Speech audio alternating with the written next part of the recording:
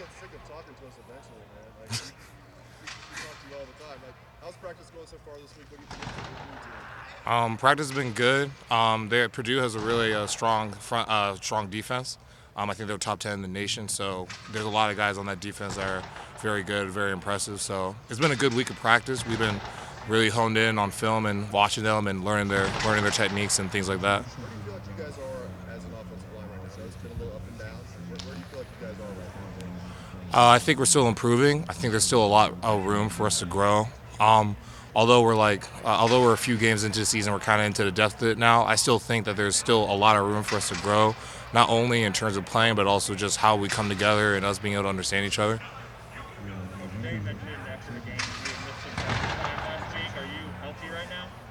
Yeah, I'm all good now. What were you dealing with last week? I had a loss in the family, so I had to go and be home back in Tampa, and I was there for a few days, and then I came back, and then I also left again this week. So Sorry to hear that. I got you. Appreciate you. For you guys, just as an offensive line, I mean, what do you think will be the biggest things that you guys need to do to really get this one game rolling again? Just making sure we communicate more, understanding our assignments and things like that, and just executing. That's always been a thing that our offense has always talked about every single week is that we need to execute and create energy on and off the field.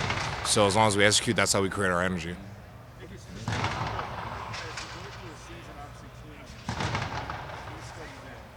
Is it a situation where the game gets kind of complicated and it can be difficult to move forward, communicate? Is that a factor in trying to get the run game unclogged, if you will, just trying to deal with the changes? I mean, we're in the Big Ten conference, and there's some of the best coaches here on our staff, and also other staffs as well. They're always scheming, they're always planning things out. That's a big reason why a lot of us wanted to come here because we knew that there was going to be challenges every single week. It's one of the toughest conferences in the nation, and with that also comes challenges of people also scouting us and learning our tendencies. So all we need to do is be able to adjust on the fly in game and be able to figure them out. Can you spoke to the difficulty of that situation road environment you were in last week, the communication component of that? I know you practice it, but how difficult can that be in the heat of battle? I mean, so in terms of like road environments, I mean, it's probably like Nebraska is one of the loudest stadiums that we have played in. I mean, we played in Nebraska 2 years ago, and it was pretty loud. It was a night game, but even though it was an afternoon game, people thought it was probably be a little bit lighter. No, it was still loud. So the best ways that we prepare for that is that we try to like blast music at practice to try to simulate that crowd environment of us being on offense, or if we have a big game here at Ohio State, like when we played Penn State, we blasted a noise when our one defense was on the field. So we try to simulate that type of environment as well, and just being able to communicate. What does George Karlaftis do? What does George Karlaftis do as you see it right now? A lot. I mean, he's having probably like an All-American season. He's probably one of the better DNs in the Big Ten, if not the country. He's just very strong, very athletic, really good pass rusher, and he presses the run well when it comes to tackles and tight ends and things like that. Just all around a very solid player, great player. Is this one of those times in the season where you can finally lean on the experience of going against Zach and Tyreek and those guys in practice and training camp, and you can kind of fall back on what you did against those guys to take it to the field against Karlaftis? I mean, I lean on them every single week. I mean, every single week when we go and play in the Big Ten, I mean, there's a great challenge every single week. Although some guys maybe not have the same notoriety, the other guys like don't get it twisted. Every single week, we're always going up against some of the best competition, and this is another one of those opportunities. Just going up against Zach and Tyreek and all the other DNs that we have here is always great. It's always great competition and great reps for me to get into, and improve. So for the next 3 weeks, you got Karlaftis and then a couple guys from Michigan State and then a couple guys from Michigan. Like, are you looking forward to this? It's kind of measuring stick for where you are and where the offensive line is as a whole to go against guys that are really talented like that. Yeah, I mean, like in terms of just in general, I mean, we always are looking forward to every single week that we play because it's another challenge, another opportunity for us to not only get better as a team and as an offensive line unit, but to prove ourselves and improve how good we can be and how well we can improve week in and week out. But then also with some of the challenges, there's always going to be great players on every single team, wherever they are. So it's always a great measuring stick for the offensive line for us as a whole to play up against great players and great competition and just see ourselves and try to learn from those past experiences, watch a film, and improve every single week. Nick, you guys went through a stretch where you're scoring 50 points every week, blowing people away, offensive line dominating. It's been a little bit tougher stretch right now. How would you assess how well the line I think we're still playing well. I think that there's just a few things in terms of communication that we can improve on. I think there's a lot of executing that we can also improve on as well, making sure we do our assignments correctly and knowing exactly where to go and who to go to and IDing things correctly. So there's a lot of things that we can still improve on, and I think that week in and week out, like the Big Ten's, like I said, one of the toughest conferences in the nation. It's not like every single week you're going to just roll through people. You know, there's always going to be great competition. There's always going to be great coaches that scheme up against you. All we can do is just work through those challenges and get better every single week. It was a bit quiet at the end of the game when your famous why the Nebraska game, the one that seemed they got stripped. Kevin Wilson said yesterday, potentially been there, players in production that walk us through that play, what happened on that play? There was just a miscommunication on the offensive line. We didn't execute our slide on that side. So there was a miscommunication, and that was just something that we talked about in the film, and that's something those are mental errors. Those are things that we can't have, and those are miscues that we just need to improve on and make sure that we fix. Nick, I think you guys have 4 different alignments of offensive linemen over the course of that game, whether it's because DeJuan had to be out, whether it's because they were moving Matt in. So how important is cohesion to offensive line performance, and is that part of the fact of the last 2 weeks that you guys have not really had 5 that you're just going with and kind of building together as a unit? I mean, cohesion is big, but I think I talked about this at the beginning of the season and throughout the season that we have a great 2 groups of guys, almost even 3 groups of guys that we're comfortable rolling out there. You know, we all have been doing different positions and working on different positions throughout camp and throughout the season, just in case something were to go down.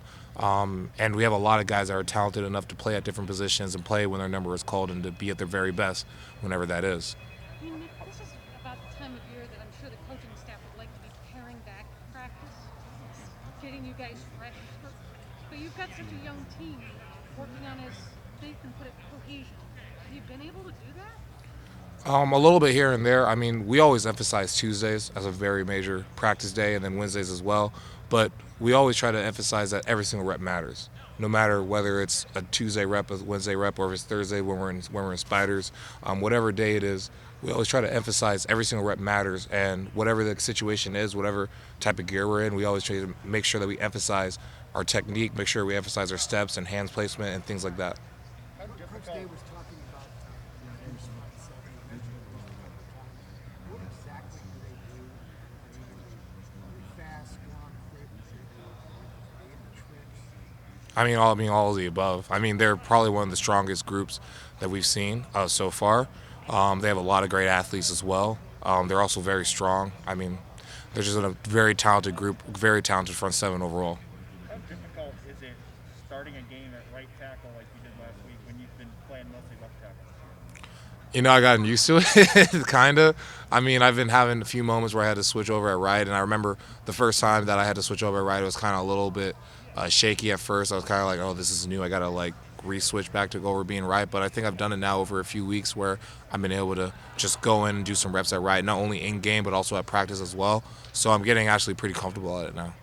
Nick, it appeared that Nebraska was using a lot of, like, what I call it angles more than anything else, with their defensive line, basically kind of going across y'all's faces, things like that, which kind of muddied the water, for want of another term, of, getting to the second level with it, off a double team blocks and things like that. Have you noticed a little bit of a trend now by defenses line up on you guys and trying to muddy the water for you guys up front?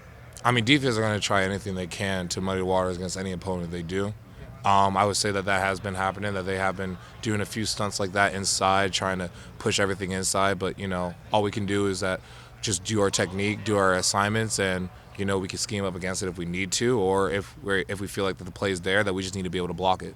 Yeah, and Coach Wilson pointed out yesterday, and you may have been been asked this before I walked up here, that one of the things y'all were stressing this week is basically things have got to get vertical eventually.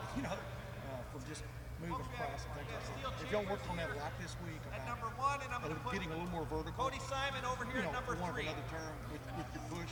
Yeah, I mean, we've been working on that every single week, just trying to make sure that our blocks get vertical and things like that. I think that's something that's been emphasized a little bit more the past few weeks. But but anything can change. Like, we may go into a game and we realize that, hey, we need to do something differently, or whatever we had going into the week, hey, the defense is doing something different. So it's all about in-game adjustments, really, at the end of the day, when it comes to stuff like that. Nick, when you guys were that stretch where you line was really killing it at that point, or did you come out of that segment of the season still thinking, just because of whatever standard you guys were judging yourselves by, that there was still room to grow, or did that only get evident these last couple of years?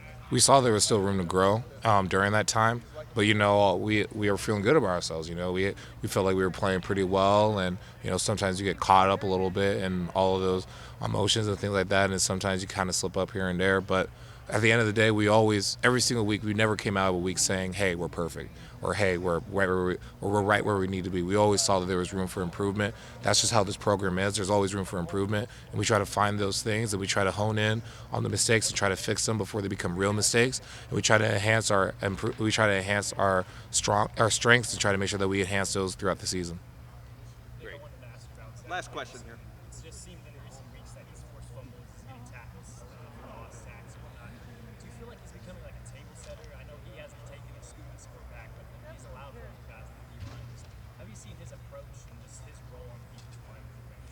I mean, overall, he's probably one of the leaders on the defensive line. I mean, he's a strong player and also a strong leader, not only for the D-line, actually, but for the defense in general. Zach's just been playing really well. He's been playing out of his mind lately, and it shows up in practice. That's kind of where we always talk about that. When you see guys are playing well on Saturdays, you usually see them playing well on practice on Tuesdays and Wednesdays, and they're really locked in on Thursdays. And then on Fridays, when we have our walkthroughs, they're minute. They have the fine details, and they're minute, and they're always to the T wherever they need to be. Another difference between games has been Noah Ruggles. When the offense maybe can't punch it in, he's been able to nail field goals in these close games. What's his first year with Ohio State since transferring? What's his clutch gene like? Well, he's a Tampa kid, so in terms of clutch gene, it's probably because he's from Tampa. But no, I mean, he's just an amazing player, an amazing guy as well. We're lucky to have him.